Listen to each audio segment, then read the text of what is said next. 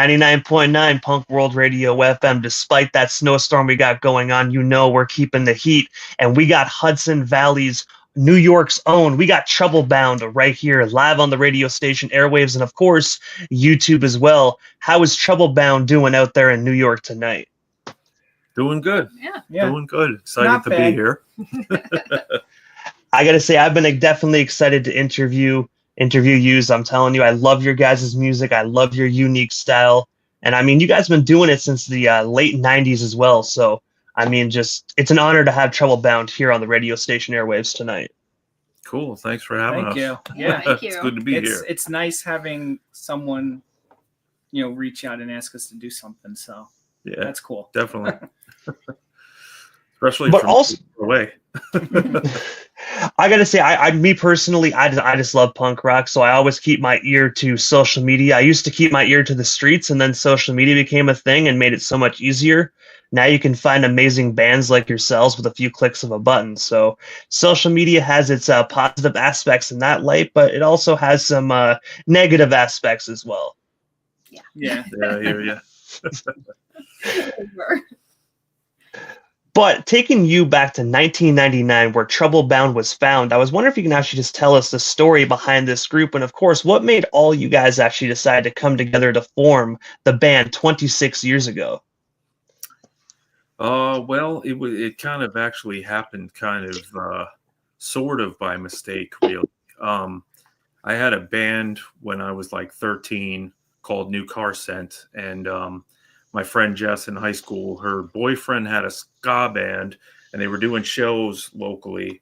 And when I told him, I used to have a band, he was like, oh, you got a band? Cool. You're on the next show, July, 24th in 99. And so I had to call my cousin who was in the old band. And I was like, I guess I got a month to form a band and write some songs. And it just kind of went from there, really. It just kind of wrote, at 18 years old, right on the day I graduated high school, wrote about 10 or 12 songs for the show. And that's it. Just kind of started in a hurry there. Did you have any idea that Trouble Bound would still be a thing this many years later? Because, I mean, it feels like yesterday was 99, but now it's 2025. So obviously, it's been a long time. Did you have any idea that you would still be doing this amazing band like this many years later? Not really. I never really thought about it. I guess it was always the daydream in the back of your head that you'd always be, doing this for the rest of your life, but when you're 18 years old, you don't, and punk rocker, you don't plan on really living past 20 something, but you don't have that kind of foresight, or maybe you're just not thinking that far ahead. But it was pretty wild over the summer when we did the 25th anniversary show to think about. I had to actually stop and count again to be like, has it really been 25 years? Because that's a lot of time and more than half my life. Yeah. More than half our lives here. It's crazy to think about that. And Trouble Bound as well has a very unique, it's a very unique band that is heavily influenced by 1950s rockers, but you still keep that punk rock style and sound. I was wondering if you can actually tell us a bit more about what influenced your guys' style at the very beginning, and of course, what made you decide to have more of a 1950s vibe to what you do? Well, I grew up, me personally, I grew up listening to the 1950s rockers like Eddie Cochran and Carl Perkins and, Johnny Burnett in the backseat of my parents' 90-something Buick, just bouncing in the backseat to, Stray Cats even. And that was kind of, I guess, the first music that just kind of stuck with me. And then, later on was Nirvana when I was 11 years old. And that was the first CD I bought was Nevermind. And then on 120 Minutes late night at a sleepover at a friend's house in 94, we saw the video for Nihilism on Rancid's Nihilism. And I was like, holy shit, look at these dudes. I'd never seen anything like that before. The Mohawks and the black and white video was really cool. And I just was like, man, this is like something I never heard before. Music played this fast and this cool, and just kind of started digging underground from there. What do you think, Brian? How did it all start for you? Oh, for me, well, I don't know, because my parents also listened to a lot of like 50s and 60s music, so I actually learned to play drums to like 60s like pop music and like doo-wop and stuff like that.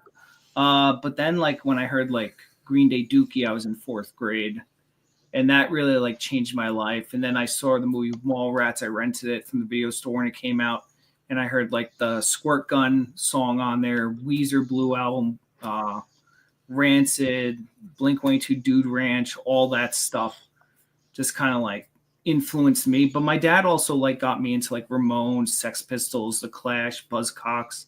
He grew up in the city, and he had a very like wide array of like records, Blondie, all that stuff that he used to like show me when I was like a young kid. So that definitely influenced me a lot too, music wise. So Yeah. And I gotta say, when you said Mallrats a few moments ago, one of my absolute favorite movies. You can never go wrong with Jay and Silent Bob and Jason Lee, and also that little very brief appearance by the legendary Stan Lee as well. yeah. Yeah, Mm-hmm. yeah, it's a great movie. It just showed how old that man really was. I mean, no disrespect to Stan Lee, one of the best to ever do it, but even in that movie Mallrats, he literally looked like he was at the end, man. Like, it just shows how many years he had on this earth. And I haven't seen it in a while, but I vaguely remember, and you could correct me if I'm wrong, it looked like he dyed his mustache, but the rest of his hair was like gray. Yeah, it's like Or white. it was like dirty, like kind of like salt and pepper, but he like kept the mustache like black or something like that, Kind of which looked, is an odd choice. kind of looked like J. Jonah Jameson, one of his characters, you know. It's definitely one of those movies that taught me the day that I actually do have children, do not let them play around an escalator. Oh yeah. Absolutely. I think I even had the Jason Lee airwalks at one point when I was skateboarding. Ah. It's pretty funny. And December 16th of 2000, Trouble Bound released a 12-track album titled Red, White, and Green.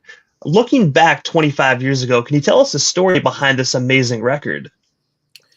It's kind of a crazy ordeal. I ended up, all the original members of the band ended up kind of quitting just before the summer of 2000. And I ended up recruiting some old buddies from my neighborhood to play bass and drums because I had some shows lined up. And so we did some shows in June, and we met a lot of the people like Brian and everybody through playing shows up in the scene up around here in New Paltz and Middletown and Poughkeepsie and stuff. And they were only in the band for 2 months. And the songs I had at that point, somebody had seen us at one of the shows and asked us to come down and record a song for this short. We're doing a short music comp, and songs got to be 1 minute long. And the one song, Hell I Live There, I thought was 1 minute long, but we got down there and recorded it, and they were like, oh, it's too long. It's a minute and 40. And I was like, oh, okay. I drove all the way down to Long Island now, and what do we do now? And they were like, well, you can keep recording while you're here. So I think we recorded 3 songs and then came back like 3 weeks later, and in a day or two recorded the rest of the album. And shortly after that, those guys left for college, and that was it. They were only in the band for 2 months, and the album came together within 2 months of just being a band, playing a handful of shows, and then there it was. So kind of wild, you know. Are you still in touch with the original members of Trouble Bound? My cousin Jesse was the original bass player. He lives in Arizona now, and I still talk to him from time to time. He's, we were always close in age, and when we started New Car Scent, we were like, oh, who's going to play guitar? Who's going to play bass? And I was like, I'll play guitar, just like Kurt Cobain. And he was like, okay, I'll play bass. And so I still talk to him. And I think the original drummer, actually, which was borrowed from the my friend's boyfriend's ska band that, booked that first show. He just started following Trouble Bound on Instagram like a year ago. And I was like, wow, I haven't seen or heard this from this guy. And, since he just up and said he was 20 years. Yes, 25 years since he was like, oh, I'm going to get married and, I'll call you after the wedding and all that stuff. Never saw him again. Never heard from him. That was back in like 2000, April 2000 or something. And I was like, Okay. And 25 years later, you still don't get a call. You just get an Instagram follow. Yeah. It came full circle, but not in the way he promised. Yeah, you just started liking stuff. And I was like, who is this person that keeps liking her stuff? And then I was like, John Gongalves. I was like, he was the first drummer in Troublebound, and now he likes all his stuff. How did he find us? But, He's like the Scott Ranner of your guys' band. You know what I mean? He's part of the history, but he's just there at the beginning. that's it. That's it. Yeah. But off this amazing album, I have to say, Junkyard Visionary is actually one of my favorite tracks off this project. Wow. Yeah. Yeah, that's a good one. I don't hear a lot of people talk about that one, but every now and again when I listen to it or I hear it come on or every now and again somebody will say something about it and I'll be like, yeah, you know what? That song has a lot to say. And it was definitely, I was big into definitely listening to a lot of Crass when that, with the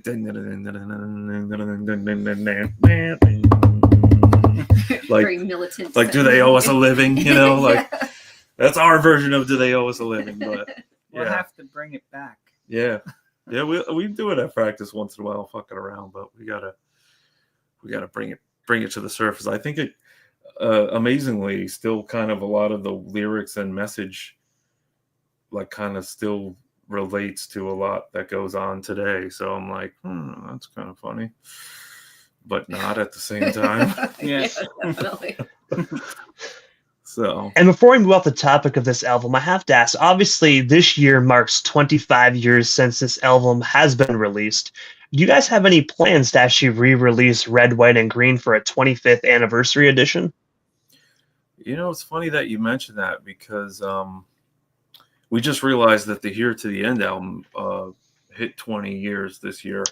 And I didn't even think about Red, White, and Green. And always thought it'd be nice to have that record fully released on vinyl. There's only, back in 2000, we just kind of, I guess because Rancid released a 7-inch first on Lookout Records, we only released those a couple of songs on a 7-inch back in 2000. So we never released the whole album until streaming, till we put the stuff on streaming a couple of years ago. So it would be nice if we could get somebody to put it out for us or something, do a 25th anniversary edition, but it'd be cool. Yeah, because it's never had an official release besides the Spotify release, Bandcamp and stuff like that. Not the whole 11 songs, But we are talking about doing something for the Here to the End anniversary that we've been kind of playing around with, kicking around a little bit. So maybe it's a good idea. It's a great idea. And also, your song Trouble Bound Blues was also featured on Statistic Records compilation project Breeding Evil Volume 2. From what you can recall, how did you guys actually get connected with Statistic Records? And of course, what was it like just being featured on that compilation? I do want to say quickly, I saw this on Discogs, and I do know anybody can edit Discogs, but I found it was like a really killer compilation. So I don't normally use Discogs for my information, but I couldn't help myself because that compilation has some killer bands on it. I forget how that came about, to be honest with you. It was so many years ago now. I forget. Somebody must have been on it that was like, that came to us and was like, yeah, do you want to give us a track for this comp? And I was like, yeah, why not? I think we had just recorded, there was a 4-way split LP on FDH Records that we got asked to do 3 songs for with a bunch of local bands, Antisocials, The Emergency, and Murder Shift. And I think we used one of the songs we went in to record in somebody's basement, the Troublebound Blues version off of that, I think, for that. So I wish I had more of a memory of how that came to be, but I do know with those compilations, though. I mean, it pretty much just kind of like happens, people kind of just like be like, "Hey, you want to be on it? Boom, here's a song," and it's kind of history after that. Yeah. We were playing a bunch of shows around that time, and probably somebody came up to us. There was in 2004 we were we were playing like 6 shows a week sometimes. Like really, I was working 12, 13-hour shifts at the chip plant, and then just driving straight to the gig, sometimes 6 days a week, and then sleeping for 45 minutes, and then going back to work another 12 or 13 hours. So sometimes I think that affects like, what you remember, but probably somebody was, I think one of the bands on there was like, yeah, man, you want to get on this comp, like give us a track. And I probably gave them a burned CD. Somebody probably helped me do that because I'm technologically retarded, but even to burn CDs, I've never done it in my life. I used to make mixtapes, but after that, technology got too insane for me. So I never actually did it, but yeah, somebody probably asked for the track, and then I probably gave them a CD and was like, "Here you go, do what you got to do." So it's the best I can do. I'll look into it though.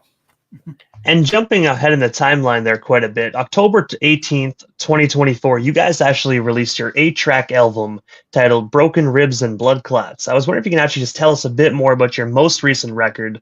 And of course, where can we actually buy or stream it today? Because I got to say, this album is absolutely killer. Oh, awesome.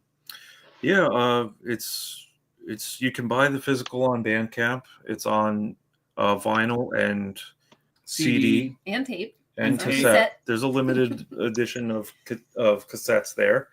It's on Bandcamp, and then what was the other questions?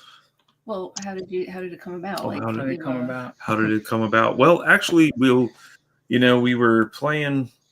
We were practicing for like the comeback show. Yeah, we were on a hiatus for a little while. It was just kind of like, songs that Johnny had written for a little while.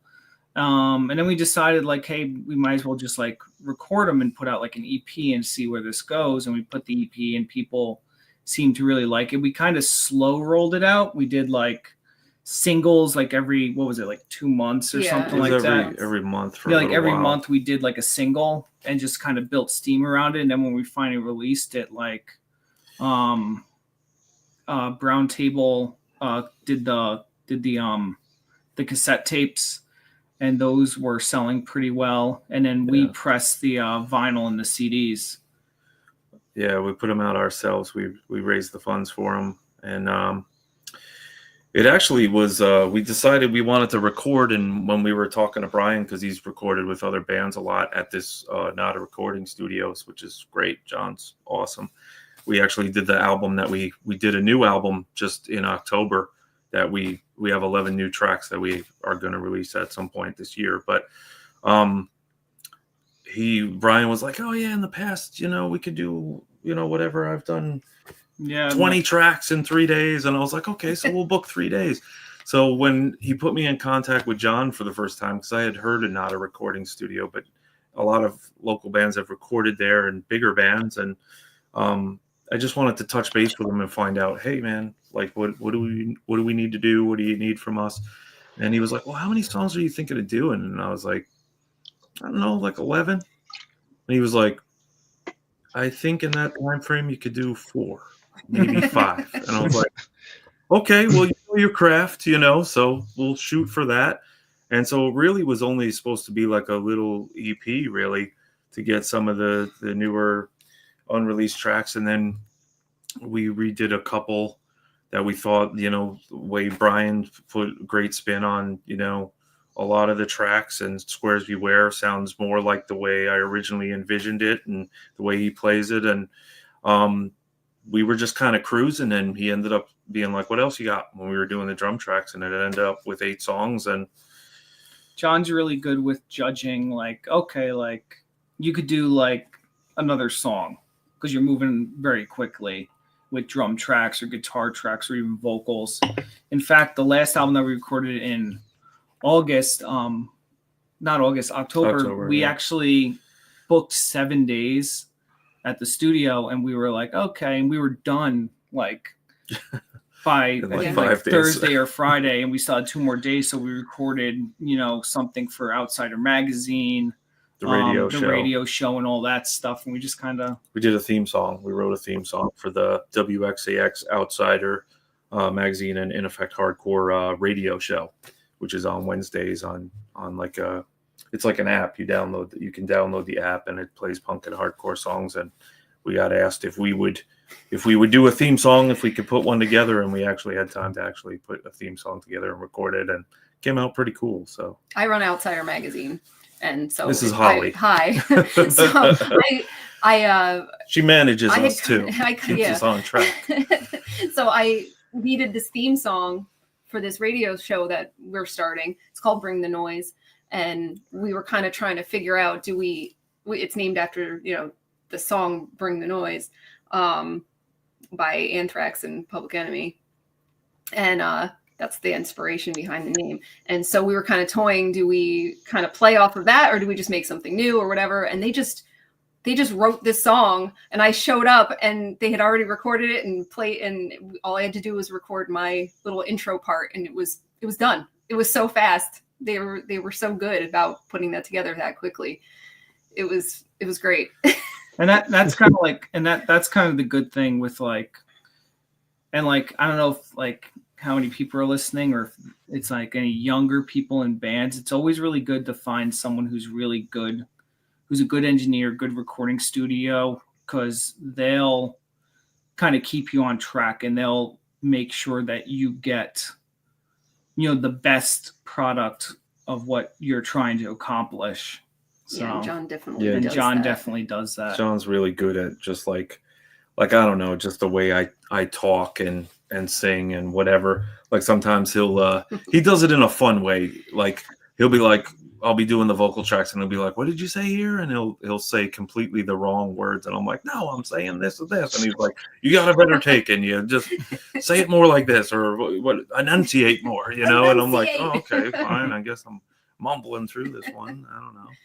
But he's really good with just getting the best out of you, and he's really fun and easygoing. And we've been really happy with the way this album came out and the way it sounds, and then the one that's not released yet. Coming really came out really well too. And speaking of the one that's coming, October 21st of 2024, days after releasing the 8-track album, you announced via social media day one in the studio recording a new record, which I'm pretty sure that's what you just briefly spoke about. I was wondering if you can give us an update on how that album is progressing right now, leading into March 2025, because I do know we're just right at the end of February. It's done. Yeah. It's completely recorded. Is it mastered? Yeah. It's mixed now. There was a couple of little tweaks that I wanted done on a couple of tracks, mix wise, last week, and he mixed them, and I think it sounds done now. And I believe he mastered it as well. So it's a finished product at this point. It's just a matter of we're waiting to put it out. Yeah, we're probably gonna either try and maybe shop the use broken ribs and blood clots and send it to some labels and just see what happens. And if nothing happens, then we're just gonna just put it out ourselves, raise the funds and put it out ourselves, and put it out there, get it out there. Yeah. Might work on some music videos for some of the new songs, or maybe some of these songs first. Want to kind of have fun with the whole process, since we have the time and it's ready. Yeah, no rush, because we're still doing broken ribs, so because really, well, I don't know, I guess in music climate now with streaming and everything, things need to be quick put out, but I don't know, we can hang on to it for a little bit. Yeah, we'll make sure we try and put things out the right way, and if it's up to us, if we're controlling it, like we did this record where we put together all the artwork and stuff, we try to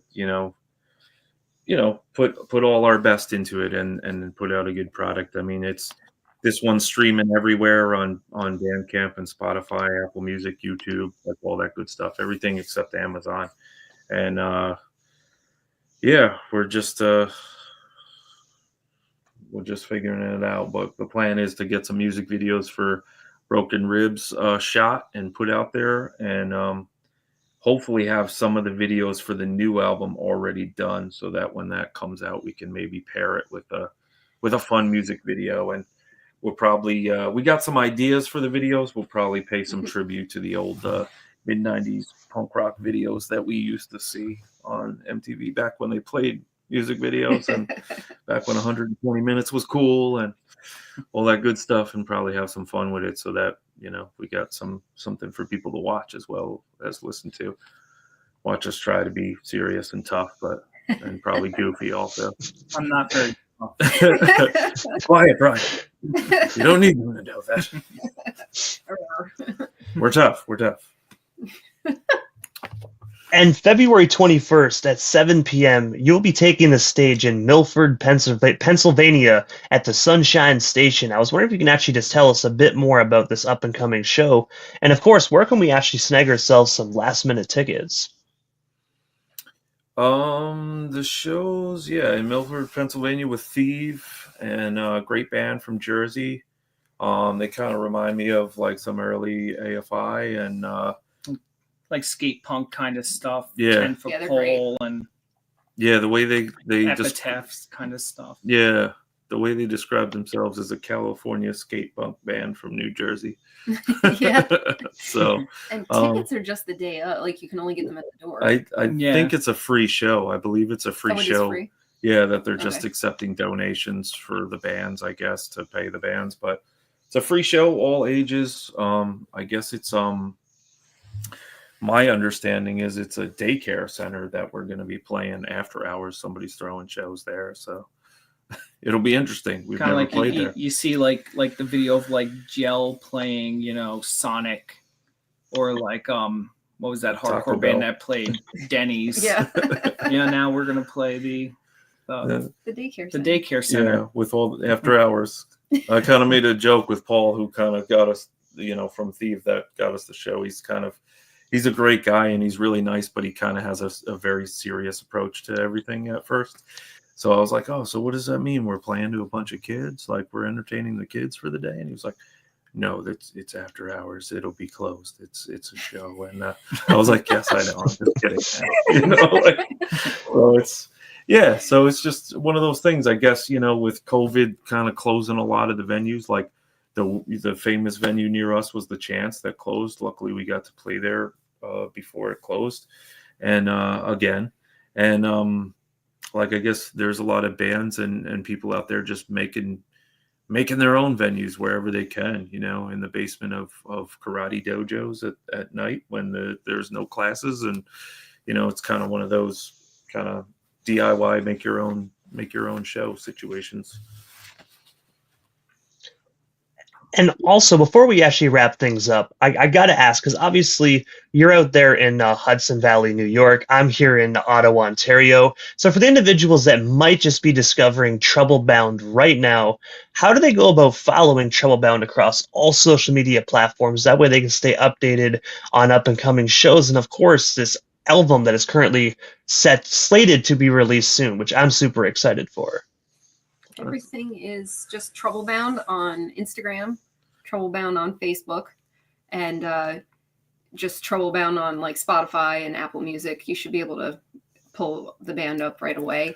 And it's Troublebound 99 on Bandcamp. That's the only difference. Troublebound was taken. Troublebound99.bandcamp.com, and that's where you can get our shirts and you know, hoodies and Hold up the album. And you know, this beautiful blue translucent vinyl with all those crazy guys on the back there, and the CDs, and our first 7 inches there's still some available of that. You can get that there. And we're on YouTube. You should be able to just type in Troublebound and like the name of the album, and it'll come right up. And I think the Instagram has links to everything. Yeah, there's a Linktree in there. Linktree on there with everything. Yeah, and well, what else? There was something else here. I lost my train of thought. But that's basically it. Yeah, you go to our Instagram on Spotify. You'll have everything. On Spotify, in the bio, I've been listing the shows and when they're happening as much as I can with the spacing, because for some reason it won't let us list tour dates. But we're playing a big show in Yonkers with the Pissed, actually, which we're really stoked about on March 8th. I don't know, they're a great band, great political, street punk band they were big in the mid to late 90s, the Pissed, and they got a new album and they're back playing too. So we're really stoked to be getting a chance to. And that's a free show also. Yeah. So in Yonkers, New York. Right around the corner from where I grew up. And I got to say, first and foremost, Troublebound, thank you so much for giving not only myself, but the radio station airways a bit of your time here tonight. It was such an honor speaking with yous. Hopefully down the line we can make this happen again sometime soon. But for now, have yourselves a phenomenal night out there in New York and try your best to stay warm after all that snow and ice we both been getting. Yes. yeah, you Yeah, too. definitely. You too. And thank you for asking us to do this. Yeah, Yes, thanks thank for you very having much. us. Call And- on us. Hey, you're most certainly welcome anytime, because I got to say, I really enjoyed this. I love your guys' music, so it's a no-brainer. If you guys want to do it again, slide into my DM and we can definitely set this up. Yeah, Awesome. we should definitely Okay, do that. awesome. We definitely will. Have a wonderful night, guys. Thank you so much again. You Thank too. Take care. Stay warm.